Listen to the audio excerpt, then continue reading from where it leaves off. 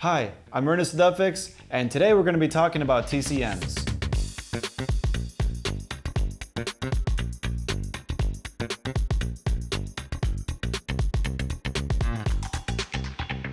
TCMs are transmission computer modules that get feedback from various sensors and control gears shifting inside the transmission. If you have an automatic transmission, either your ECU, engine control unit, controls both the engine and transmission, or you have two separate computer modules, one for each. This also depends on the year, make, and model that you drive. Also, if you drive a manual, you most likely don't have a TCM, since the one that will be determining the shifts is the driver. An ECU, engine control unit, primarily controls the engine and regulates the fuel, air, and spark of the motor to ensure optimal functionality. However, it's quite common for many of these types of vehicles to have an ECU that also controls the transmission. A TCM, transmission computer module, on the other hand, is a separate computer that is physically in a different location from the ECU and has a sole purpose of shifting gears inside the transmission. There are certain key symptoms that will allow you to determine if your TCM is faulty. Hard shifts, especially when downshifting, delayed shifts, gears are slipping, failure to shift gears at all or stuck in neutral, vehicles in limp mode, and stuck in first or third gear.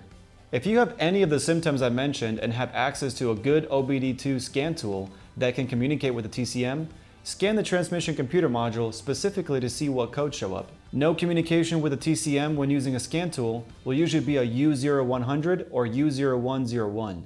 OBD2 scan tool shows that TCM related codes are present, in which case will indicate that the TCM is at fault. It's important to note that if a sensor has failed and the TCM detects something it doesn't like, it can shut down the entire transmission system and prevent you from operating the vehicle. For example, the output speed sensor located on the transmission itself is commonly known to fail.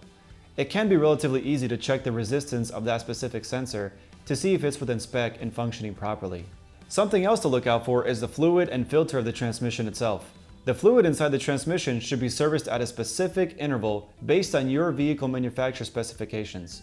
The fluid should be bright red. If it's dark brown or black and the filter is clogged up with debris, the TCM is smart enough to detect this and can throw trouble codes and prevent certain driving abilities. Wiring is also something that needs to be brought up because if there is a frayed wire along the harness or it's pinched, the signal to and from the TCM can be intermittent or can cause complete loss of communication. If you have any of the symptoms of a failing TCM, it's best not to use that vehicle as soon as possible to prevent anything from getting worse.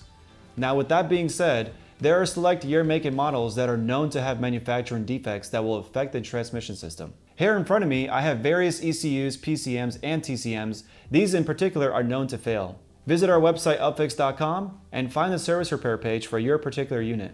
If the codes and issues match what currently you're experiencing on your vehicle, send it in for repair. TCMs can be expensive to replace and reprogram. Here at UpFix, we have a better solution. Send in your original unit for repairs. A used one can have similar problems and will need to be reprogrammed anyways. A new one will cost much more and there can be a back order, which means months of delays. If you're uncertain how to remove the TCM, you can have either a mechanic in your area remove it or watch one of our instruction videos. Carefully pack your part and mail it in.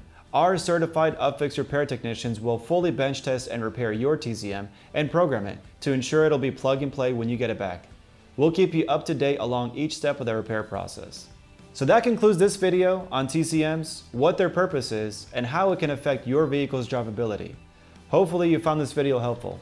If you like this video and would like to see more like this, make sure to hit that like and subscribe button. Leave your questions down in the comments below, and thanks for watching.